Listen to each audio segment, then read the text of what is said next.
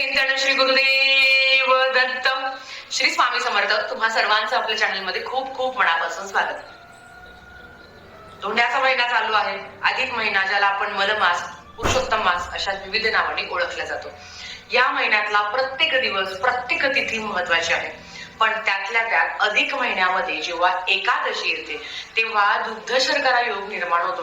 कारण मुळातच संपूर्ण अधिक महिना हा भगवान विष्णूंना समर्पित आहे आणि त्यातल्या त्यात एकादशीला सुद्धा आपण भगवान श्रीहरी विष्णूंची सेवा करत असतो. एकादशी सुद्धा भगवान श्रीहरी विष्णूंना समर्पित आहे.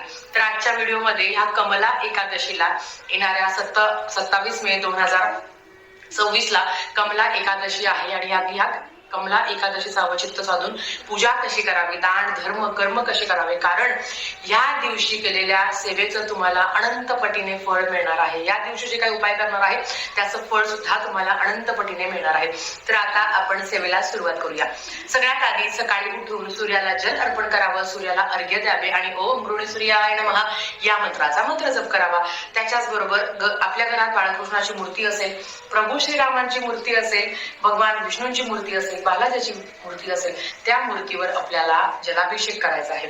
अभिषेक करायचा आहे. अभिषेक करत असताना किंवा विठ्ठलाची मूर्ती असेल तरी सुद्धा तुम्ही अभिषेक करू शकता.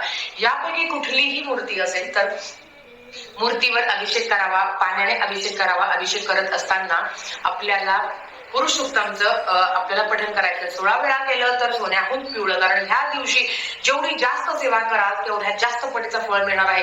येणाऱ्या या काही 10-12 दिवसामध्ये तुम्हाला काही सेवा नाही करणं शक्य झालं तरी एकादशी चुकवायची नाही. ज्यांची इच्छा आहे त्यांनी नक्कीच ह्या दिवशी व्रत करावं. ज्या पद्धतीने एकादशीचं व्रत करत असतो, ज्यांची कायमची एकादशी आहे तर त्यांचं तर अर्थात म्हणजे त्याची आपली तर ती सेवा घडणारच आहे. त्यातल्या त्यात भगवान विष्णूंच्या मूर्तीवर, बाळकृष्णाच्या मूर्तीवर आपल्याला पुरुष सूक्तांचा अभिषेक करायचा आहे. पुरुष सूक्तम म्हणावं, संस्कृत मध्ये म्हणा किंवा प्राकृत मध्ये म्हणा. अभिषेक एकदा ज्यांना शक्य होईल त्यांनी एकदा म्हणावं, ज्यांना 16 वेळा शक्य होईल त्यांनी 16 वेळा म्हणावं. ज्यांना पुरुष सूक्त म्हणणं शक्य होत नाही त्यांनी काय करावं, ओम नमो भगवते वासुदेवाय नमः, ओम नमो भगवते वासुदेवाय नमः या मंत्राचा मंत्र जप करू शकता. ते करून झाल्यावर मूर्ती तांबणातून काढून घ्यावी. त्याच्याबरोबर ती जागेवर ठेवावी. ह्या दिवशी विष्णू सहस्रनामावली भगवान श्रीहरी विष्णूंचे 1000 नावं घेऊन, नाहीतर 108 ओम नमो भगवते वासुदेवाय पुरुषोत्तमाय नमः, ओम नमो भगवते वासुदेवाय पुरुषोत्तमाय नमः, ओम नमो भगवते वासुदेवाय पुरुषोत्तमाय नमः या मंत्राचा मंत्र जप 108 वेळा करावा. आणि तुळशीचं अर्चन म्हणजेच काय, बाळकृष्णांना, भगवान विष्णूंना म्हणजे बाळकृष्ण आहे त्याच्याबरोबर प्रभू श्रीराम असेल किंवा ज्यांच्याकडे फोटो आहे बाळकृष्णाचा किंवा श्रीरामांचा किंवा भगवान विष्णूंचा, त्यांना तुळशीचं अर्चन करावं. म्हणजे काय, तुळशीचे पत्र अर्पण करावे. एकादशीला तुळस तोडायची नाही, आदल्या दिवशी विकत आणायची किंवा खरं तर महिलांनी कधीही तुळस तोडू नये. तुमच्याकडे भरपूर तुळस असेल तर कोणाकडे तरी तोडून घ्या आणि कुठल्या कार्यासाठी तुम्ही तुळस तोडताय अशीही प्रार्थना करावी. स्त्रियांनी कधीही तुळस तोडू नये, सगळ्यांना माहित आहे. एकादशीला तुळस तोडायची नाही आहे आपल्याला, ते आदल्याच दिवशी तुम्ही करून घ्या. किंवा एक जरी तुळशी पत्र असले तरी ते भगवान श्रीहरी विष्णूंना ते अर्पण करावं. आणि विष्णू सहस्रनामावली किंवा ज्यांना विष्णू सहस्रनामाचे ज्यांना भगवान विष्णूंचे 108 नावं माहिती असेल त्यांनी ते म्हणावं. ज्यांना नाही काय शक्य होतं, ओम नमो भगवते वासुदेवाय पुरुषोत्तमाय नमः या मंत्राचं मंत्र जप करून तुळशी पत्र अर्पण करायचे. ह्या दिवशी ना 21 वेळा व्यंकटेश स्तोत्रमचं पठण करा. मग तुम्ही रात्री 12ची सेवा करा किंवा दिवसभरात तुम्ही एकाच वेळात बसून 21 वेळा तुम्ही पठण करू शकता. पण ज्यांना काही कारणांनी ताई आम्हाला ना 21 मिनिटं एवढं बसू शकत नाही किंवा 1 मिनिटं लागेल आपल्याला, तर ते आम्ही म्हणू शकत नाही, तर मग त्यांनी काय करायचं, सकाळी 7 वेळा, दुपारी 7 वेळा, संध्याकाळी 7 वेळा किंवा रात्री 7 वेळा असं टप्प्याटप्प्यात 3 वेळा म्हणजे 3दा व्यंकटेश स्तोत्रम पठण करून 21 वेळा तुमचं पठण होईल. म्हणजेच काय, एक मंडल तुमचं होईल. एक मंडल कधी होतं, जेव्हा 21 वेळा आपण पठण करतो. मग तुम्ही लगातार केलं तरी चालेल किंवा रात्री 12ची सेवा केली तर सोन्याहून पिवळं. नक्कीच तुम्हाला जसं जमेल तसं वाचण्याचा प्रयत्न करा. गीतेचा 15वा अध्याय चुकवायचा नाही आहे. गीतेचा 15वा अध्याय नाही तुम्हाला काही झालं आणि खरं तर गीतेचा 15वा अध्याय पठन करून आपल्याला संक्षिप्त श्रीमद भागवत ग्रंथाचं पठन करायचंच आहे. कितीही प्रखर पितृदोष असेल तुमचा, कितीही या 10-11 दिवसामध्ये काहीही सेवा नजर झाली आणि तुम्ही माहेरी जरी असाल, तुम्ही कुठल्याही गावाला असाल तरी सुद्धा तुम्ही या सगळ्या सेवा करू शकता.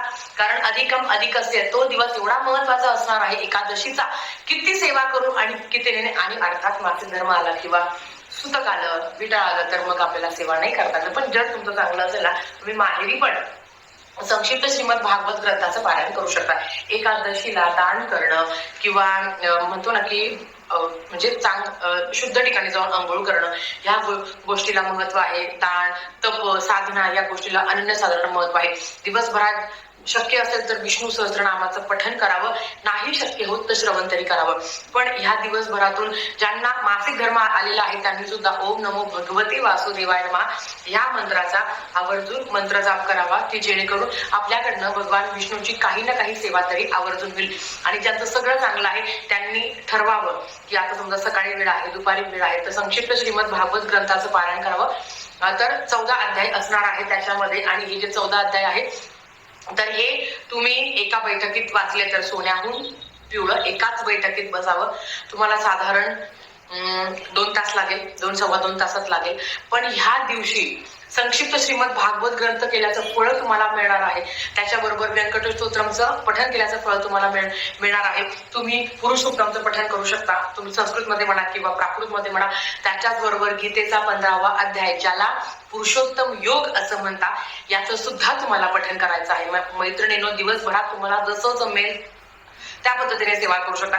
भगवान विष्णूची सेवा 12 ते 12:30 मध्ये सुद्धा तुम्ही करू शकता. ज्यांना शक्य आहे दुपारी सेवा करणं त्यांनी दुपारी करावं. अगदी दुग्ध शर्करा योग आलेला आहे आणि यातच अवचित्त साधून जेवढी जास्त सेवा होईल तेवढी जास्त सेवा करण्याचा प्रयत्न करा. ताई, आम्हाला एकादशी आहे, आम्हाला सत्यनारायण करायचं आहे. मग काय होईल? सत्यनारायण तसंच करायचं आहे. फक्त बाळकृष्णाला जो शिऱ्याचा नैवेद्य दाखवता, तो शिऱ्याचा नैवेद्य न दाखवता तुम्ही साधं खडी साखर आणि दुधाचा नैवेद्य दाखवला तरी हरकत नाही. या पद्धतीने जसं होईल तसं करण्याचा प्रयत्न करा. पण एकादशीचा दिवस खूप महत्वाचा आहे. भगवान विष्णूंना प्रसन्न करून घेण्यासाठी, त्यांची सेवा करण्यासाठी आणि मेन म्हणजे आपल्याला मनशांती मिळते की आज एकादशी होती, माझ्याकडनं व्रत वैकल्य नाही झालं तरी सुद्धा मी सेवा केली. कारण तुम्हाला जर गोळ्या आहे किंवा तुम्हाला खाणं अनिवार्य आहे तर उपवास नाही केला तरी चालेल. पण एकादशी असल्यामुळे आणि त्यातल्या त्यात अधिक मास असल्यामुळे ब्रह्मचर्याचं पालन करावं. एकादशीच्या दिवशी ब्रह्मचर्याचं पालन करावं, चांगलं बोलावं, आपल्याकडनं कोणी दुखवणार नाही किंवा आपण कोणाला दुखवणार नाही याची नक्कीच काळजी घ्यावी. या पद्धतीने आपल्याला एकादशी साजरी करायची आहे. अधिकम अधिक असते, जेवढी जास्त सेवा जमेल तेवढी जास्त सेवा करण्याचा प्रयत्न करा. आणि हा एकमेव असा दिवस आहे, सगळ्यात महत्वाचा हा एकमेव असा दिवस आहे की ह्या दिवशी तुम्ही राहिलेल्या 10 दिवसाची सेवा सुद्धा तुम्ही एका दिवसात सगळं सेवा करून त्याचं अवचित्त साधू शकता. आणि मनात कुठेतरी गिल्ट नाही राहत की सर ह्या 10 दिवसामध्ये जरी माझ्याकडनं काही सेवा नाही झाली तरी उर्वरित जे काही दिवस आहेत तेवढे मी करणार आहे आणि एकादशीचं अवचित्त साधून भगवान श्रीहरी विष्णूची सगळी सेवा करावी. जसं मी सांगते ते सगळ्या जगाचं पालन करतात, ते सगळ्या जगाचं दुःख दूर करतात. ते तुमचं माझं दुःख का नाही दूर करणार, ते आपलं पालन का नाही करणार, ते आपलं संरक्षण का नाही करणार, ते आपल्याला यातून बाहेर का नाही काढणार. तुम्ही जसे आहात, जिथे आहात तिथून तुम्ही सेवा करा. इकडेच आहे तिकडेच आहे ताई असं ते का आहे नाही.